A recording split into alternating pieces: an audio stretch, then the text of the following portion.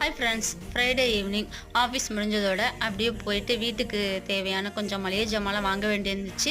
மளிகை ஜாமானெல்லாம் வாங்கிட்டு வந்துடலாம் அப்படின்னு சொல்லிட்டு தான் சூப்பர் மார்க்கெட் போயிருந்தோம். அங்கே போயிட்டு மளிகை பொருட்கள் எல்லாம் எடுத்து பார்க்கல ஒவ்வொரு ரேட்டை பார்க்குறப்பையும் மனசு அப்படியே ரொம்பவுமே துடிச்சு போயிட்டு ரொம்ப ஹார்ட் அட்டாக்கே வந்த மாதிரி ஆயிடுச்சு. ஏன்னா போன மாதம் வாங்கின ஒரு பொருளோட விலை இந்த மாதம் வந்து 10-20 அப்படிங்கிற கணக்கில் அதிகமாகவே ஏறி இருக்கு. இந்த விலைவாசி ஏற்றங்கிறது நடுத்தர மக்களுக்கு வந்து ரொம்பவுமே பாதிக்குங்க. எக்ஸாம்பிளுக்கு முந்தியெல்லாம் நம்ம 50-20 அப்படிங்கிற ரேட்டுக்கெல்லாம் நம்ம வந்து மொபைலுக்கு வந்து ரீசார்ஜ் பண்ணியிருக்கோம்.